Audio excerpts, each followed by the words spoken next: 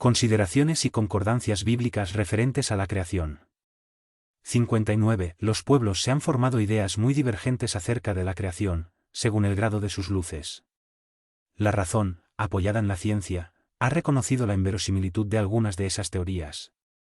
La que ofrecen los espíritus, en cambio, confirma la opinión que los hombres más instruidos admiten desde hace mucho tiempo. La objeción que se puede hacer a esta teoría es que contradice el texto de los libros sagrados. Sin embargo, un examen serio permite reconocer que esa contradicción es más aparente que real, y resulta de la interpretación dada a lo que a menudo tiene un sentido alegórico. La cuestión del primer hombre en la persona de Adán, como único tronco de la humanidad, no es la única sobre la cual las creencias religiosas han tenido que modificarse. El movimiento de la tierra pareció, en cierta época, tan opuesto al texto sagrado, que no hubo un solo tipo de persecuciones a las que esa teoría no haya servido de pretexto. No obstante, a pesar de los anatemas, la tierra gira, y hoy nadie podría refutarlo sin agraviar a su propia razón.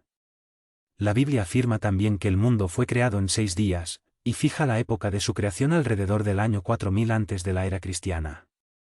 Con anterioridad a esa época la tierra no existía, pues fue extraída de la nada, el texto es preciso. Pero sucede que la ciencia positiva, la ciencia inexorable, viene a probar lo contrario.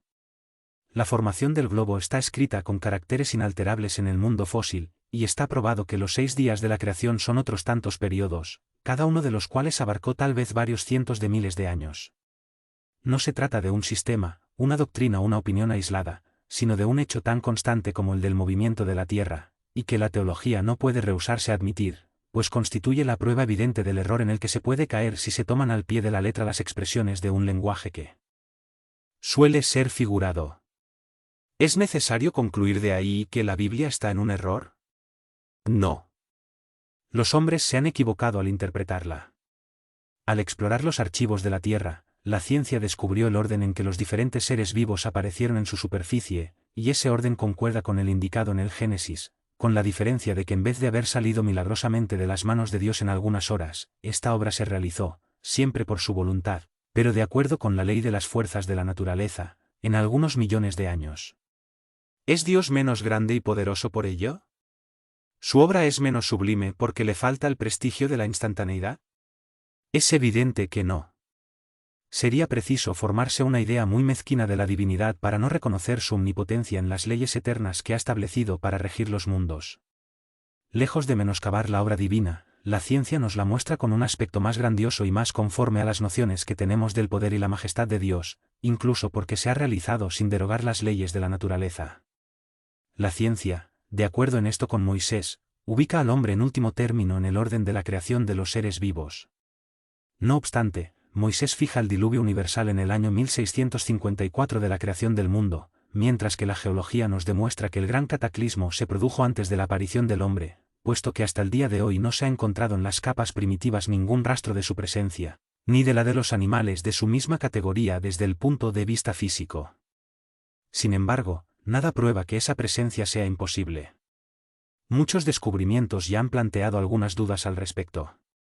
Puede ser, pues, que de un momento a otro se adquiera la certeza material de que la raza humana es anterior al gran cataclismo, y entonces se reconocerá que en este punto, como en otros, el texto bíblico es figurado. La cuestión es saber si el cataclismo geológico es el mismo que el de Noé.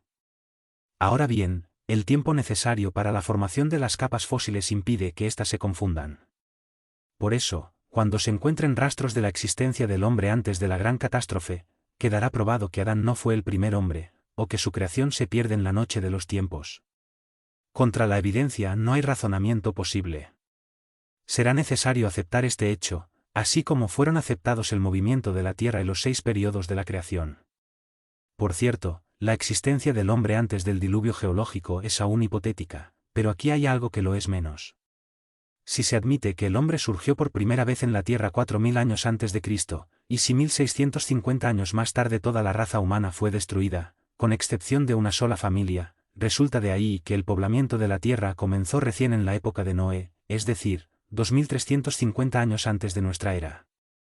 Ahora bien, cuando los hebreos emigraron a Egipto, en el siglo XVIII a.C., encontraron ese país muy poblado y bastante adelantado en civilización. La historia prueba que en esa época la India y otras regiones también eran florecientes, incluso sin tener en cuenta la cronología de otros pueblos, que se remonta a una época mucho más lejana.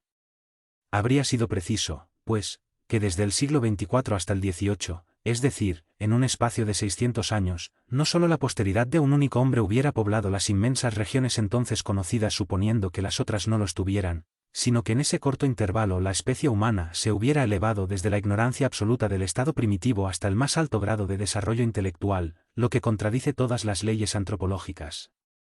La diversidad de razas viene también en apoyo de esta opinión. El clima y los hábitos producen, sin duda, modificaciones en el carácter físico, pero se sabe hasta dónde puede llegar la influencia de esas causas, y el examen fisiológico prueba que entre algunas razas hay diferencias constitutivas más profundas que las que puede producir el clima. El cruzamiento de las razas produce los tipos intermedios, tiende a borrar los caracteres extremos, pero no los produce, solo crea variedades.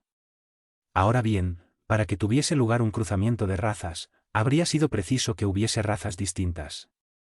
En ese caso, ¿cómo se explica su existencia si se les asigna un tronco común y, sobre todo, tan cercano? ¿Es posible admitir que en unos pocos siglos algunos descendientes de Noé hayan podido transformarse hasta el punto de producir la raza etíope, por ejemplo? Semejante metamorfosis no es más admisible que la hipótesis de un tronco común para el lobo y la oveja, el elefante y el pulgón, el ave y el pez. Una vez más, nada puede prevalecer contra la evidencia de los hechos.